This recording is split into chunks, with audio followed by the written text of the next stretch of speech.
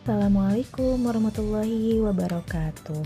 Halo anak-anak grade 4 Primary Gelombang Islamic School.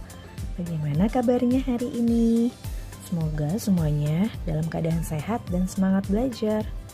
Pada video kali ini kita akan belajar tentang hukum bacaan tajwid, yaitu idgham bi gunnah, idgham bila gunnah, dan iqlab.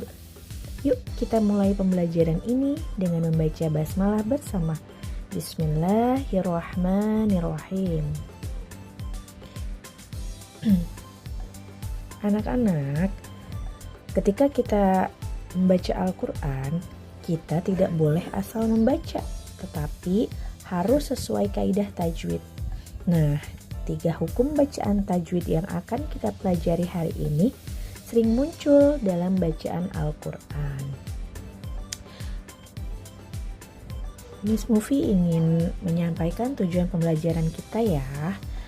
Pertama, menjelaskan pengertian hukum bacaan, menyebutkan huruf idgham dan iqlab, memberi contoh bacaan, melafalkan dengan benar, mengidentifikasi bacaan dalam surat Al-Bayyinah.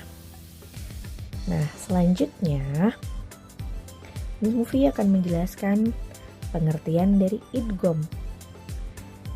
Idgham adalah meleburkan bunyi huruf nun sukun atau tanwin ke huruf setelahnya sehingga terdengar menyatu. Meleburkan atau memasukkan bunyi huruf nun mati atau tanwin ini dia akan terbagi nanti menjadi 2 ya. Nah, yang pertama ada idgham bi gunnah. Nah, idgham bi gunnah artinya dibaca dengan dengung. Yang kedua, idgham bila gunnah. Artinya dibacanya tanpa dengung. Nah, mari kita pelajari satu persatu ya. Yang pertama, idgham bi gunnah. Pengertiannya, idgham dengan dengung atau gunnah, yaitu bila ada nun sukun atau tanwin bertemu dengan salah satu dari huruf idgham bi gunnah, maka dia bacanya harus melebur dan mendengung ya, disertai dengan dengung. Ada 4 huruf idgham bi gunnah. Yang pertama ya, yang kedua nun, yang ketiga mim, yang keempat waw. Nah, biar gampang diingatnya, kita singkat dengan kata yani mau. Ya nun, mim, waw. Maka jika ada nun sukun ataupun tanwin bertemu dengan huruf ya atau huruf nun atau huruf mim ataupun huruf waw, maka bunyi nunnya nggak terdengar ya. Jadi bunyi nunnya melebur, huruf n-nya bunyi tanwin atau nun sukunnya melebur. Nah, jadi yang terdengar hanya bunyi huruf idgham bi gunnahnya. Contoh bacaannya, nun sukun bertemu dengan huruf ya, may yaqulu, maka bunyi nunnya jadi tidak terdengar karena dia langsung melebur dengan huruf ya, may yaqulu. Nah, yang kedua, contoh tanwin bertemu dengan ro, ghafurur.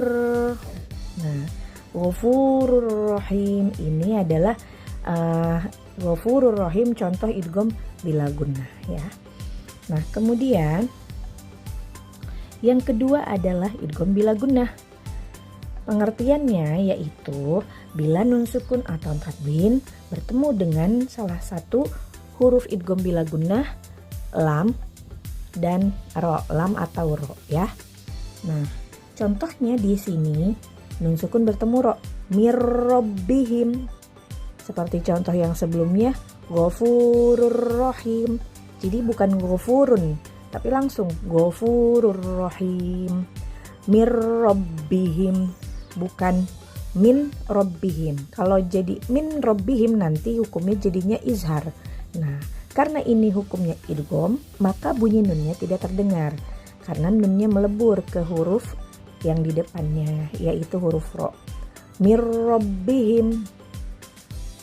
Nah, kemudian contoh yang kedua, tanwin bertemu lam. Qaulul linun. Nah, ya. Jadi bukan qaulun linun, tapi kita idghamkan qaulul linun.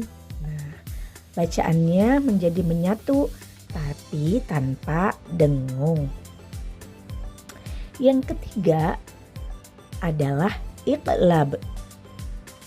Iqlab itu artinya mengganti bunyi nun mati atau tanwin menjadi bunyi mim apabila bertemu huruf ba dan kemudian dibacanya dengan dengung. Biasanya huruf hukum iqlab itu nanti setelah huruf nun ada mim kecil. Ketika nun kemudian bertemu dengan ba, di atasnya akan ada tanda mim kecil. Itu sebagai penanda bahwa bunyi nun diganti dengan bunyi mim. Nah, ya, tanda bacaannya nanti akan ada mim kecilnya. Tapi mungkin di sebagian mushaf atau sebagian Al-Quran tidak ada tanda mim kecilnya. Itu tergantung dari cetakannya ataupun tergantung dari khotnya, ya, tulisan Al-Qurannya. Nah, contohnya Sami'un basir. Nah, ada tanwin dhammatain di atas huruf ain bertemu dengan ba, maka Sami'un basir. Langsung, bukan Sami'un basir, tapi Sami'un basir. Kemudian yang kedua ada nun sukun bertemu dengan huruf ba. Ambihum, ya. Jadi diganti bunyi nun atau bunyi n-nya menjadi bunyi mim, ya. Iqlab itu artinya ganti. Ingat ya, jika nun atau tanwin bertemu huruf ba, maka suaranya jadi berubah menjadi mim.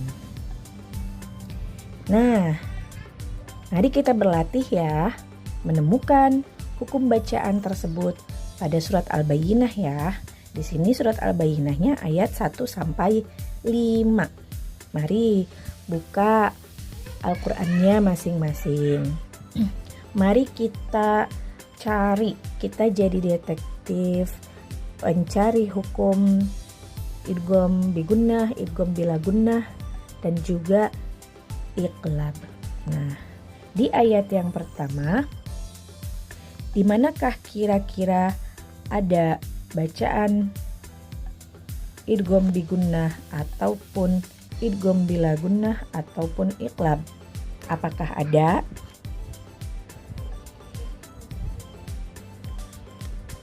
Wah, sepertinya tidak ada.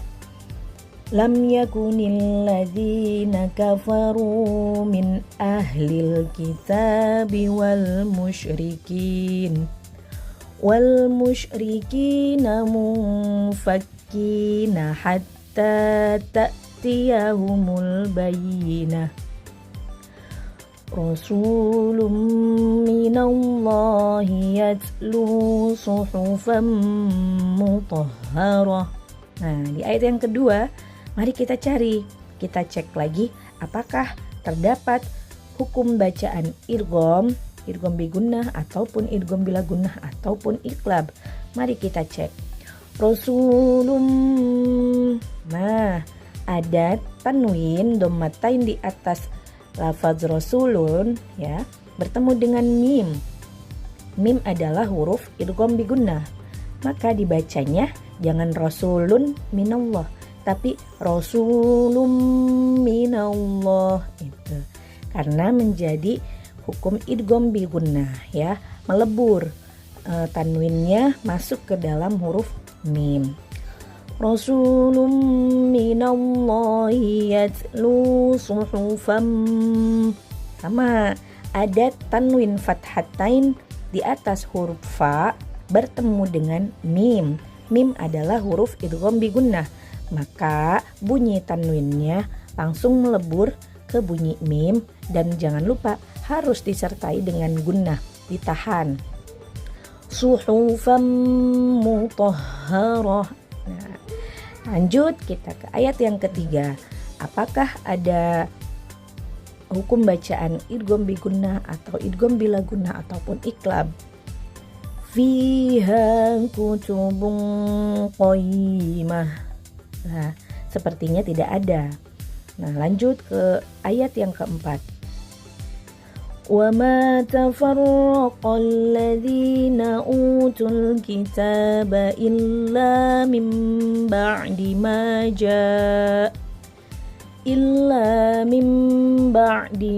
ja'atuhumul bayyinah. Mari kita cek apakah terdapat hukum bacaan idgham bi gunnah atau idgham bila gunnah ataupun iqlab. Nah, kita lihat ada mim kecil di atas huruf nun pada bacaan illa mim ba'di. Nah, itu berarti ada nun sukun bertemu dengan huruf ba. Maka diganti bunyi nun sukunnya menjadi bunyi mim. Mim ba'di, bukan min ba'di. Karena hukumnya menjadi iqlab. Illa mim ba'di ma ja'atuhumul bayyinah. Lanjut di ayat yang kelima.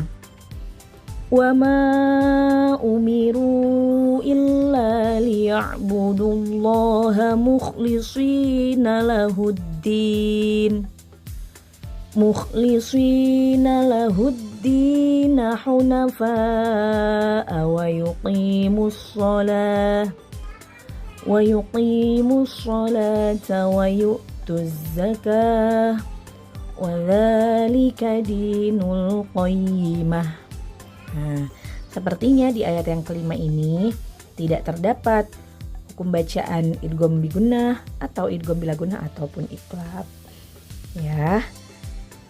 Nanti kalian bisa cek di setiap bacaan Al-Quran yang kalian baca, mungkin di surat-surat yang sudah kalian hafal, langsung kalian perhatikan hukum bacaannya, apakah ini idgham bi gunnah atau idgham bila gunnah ataupun iqlab. Oke, terakhir kesimpulannya. Kesimpulan dari pelajaran hari ini, idgham bi gunnah itu artinya melebur dan disertai dengan dengung. Hurufnya ya, nun, mim, wawu. Ya, ni, mau. Yang kedua, idgham bila gunnah artinya melebur tanpa dengung. Hurufnya ada dua, lam dan ro, lari. Jadi kalau kita sambung, huruf idgham ada 6. Yani, mau, lari. Kalau bi gunnahnya hanya yani, mau. Kalau bila gunnah, lari. Gitu ya. Kemudian yang ketiga adalah iqlab. Iqlab itu artinya nun atau tanwin menjadi mim jika bertemu dengan huruf ba. Huruf iqlab hanya satu, yaitu ba. Ya, maka harus diganti bunyi nunnya atau bunyi tanwinnya menjadi bunyi mim. Alhamdulillah, pembelajaran kita hari ini sudah selesai. Semoga kalian semakin semangat membaca Al-Quran dengan tajwid yang benar. Sampai bertemu pada video selanjutnya. Wassalamualaikum warahmatullahi wabarakatuh.